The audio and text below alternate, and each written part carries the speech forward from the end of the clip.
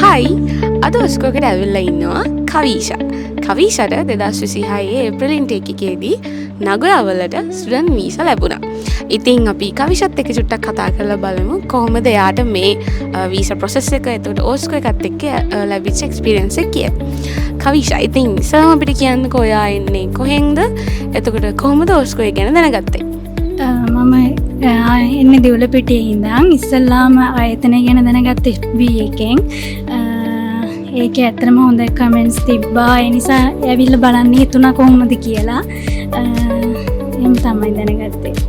හරි ඉන් පස්සේ දැන් කන්සල්ටේෂන් එකට ආවට පස්සේ අපේ කටියත් එක්ක කතා කරලා අපේ ඔෆිස් එකට ඇවිල්ලා බලනකොට FB එකේ දැක්ක ඉමේජ් එකයි මෙතනට ආවට පස්සේ දැනිච්ච එකයි කොහොමද ඔයාලට ඒක නිකන් වෙනස්ද නැත්නම් මොන විදියටද ඒක තේරුනේ ඔයාලට?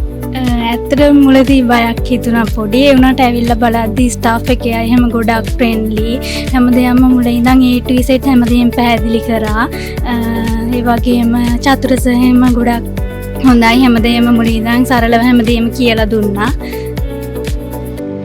හරි ඉන් පස්සේ අපිට ඉස්සෙල්ලාම ස්ටුඩන්ට් වීසා වලට ආවම හම්බ වෙනවා ඉන්ටර්විව් එක ස්කූල් ඉන්ටර්විව් එක.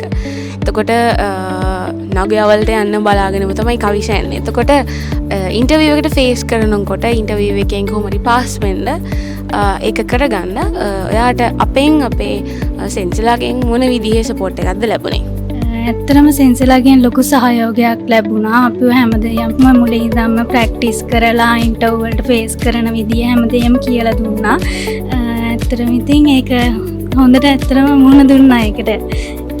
හරි ඊට පස්සේ ස්කූල් ඉන්ටර්විව් එකෙන් පස්සේ අපි වීසා ප්‍රොසෙස් එක පටන් ගන්නවා. ඩොකියුමන්ට්ස් වැඩ ටික පටන් ගන්නවා. ඒතර ඒ ප්‍රොසෙස් එකේදී ඔයා හිටපු කියන්නේ තැනත් එක්ක එතකොට අපි ඩොකියුමන්ට්ස් කරනකොට මොන විදිහටද ඒක අපේ ස්ටාෆ් එකෙන් ඔයාලට ලැබුණේ? ගයිඩන්ස් එක කොහොමද? අපෙන් ලැබිච්ච හෙල්ප්ස් කොහොමද?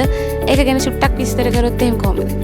සඳලු මිස්ස විශේෂයෙන්ම මතක් කරන්න ඕන. ගොඩක් මහන්සි වුණා කට්ටියම ස්ටාෆ් එකේ හැමෝම අපේ වීසා එක අරගෙන දෙන්න. ඩොකියුමන්ට් එහෙම හැමදේම පිළිවෙලට හදලා කිසිම බයක් සැකක් නැතුව හැමදේම පිළිවෙලටම කරලා දුන්නා. හරි කොහොම හරි ලොකු ප්‍රොසෙස් එක රිසල්ට් එකක් විදියට වීසා එක ලැබුණා. ඉතින් වීසා එක ලැබුණා කියලා කිව්වේ මම හිතන්නේ ඔයාට. ඒ වෙලාවේ මොන විදිහටද ඒක දැනුනේ? ඉස්සලාම් වීසා ආවේ නැහැ කියලා කියපුවාමයි පස්සේ වීසා එක ආවා කියලා කියපුවාම කොහොමද ඒක ඒ වෙලාවේ දැනෙච්ච ෆීලිං එක වචන වලින් කිව්වොත් කොහොමද? ඉස්සලාම කතා කරලා කිව්ව වීසා එක ආවේ නැහැ රිජෙක්ට් වුණා කියලා. ඒත් අනිවාර්ය බයක් තිබ්බේ නැහැ. මට ඒ වෙලාවේ විශ්වාසයක් තිබ්බලකෝ මේ වීසා එක ඇවිල්ලා ඇති කියලා. හරි ඉතින් ඒ වෙලාවේ දැනෙච්ච සතුට ඒක දැන් ආයෙ ඇස් දෙකෙන් පේනවා. ඉතින් අපිටත් ගොඩක් සතුටුයි කවිෂා. ඉතින් අපි ළඟට එන ඔයගොල්ලන් හැමෝමම ඒ ප්‍රොසෙස් එක හරියට කරලා දීලා වීසා එක ලැබෙන එක තමයි අපිත් බලාපොරොත්තු. ඉතින් හදවතින්ම සුපතන ඔයාට ලැබිච්ච මේ chance එක ගැන ඔයාගේ මහන්සිය සහ අපේ මහන්සිය අපි ගැන තිබ්බ විශ්වාසය හැමදේම එක්ක වීසා එක ලැබිලා තියෙනවා.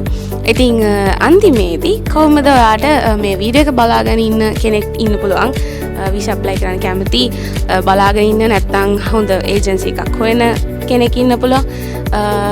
ඒ වගේ අයට මොනවද ඔයාට අපේ කම්පැනි ගැන කියන්න තියෙන ඔස්කෝ ගැන කියන්න තියෙන?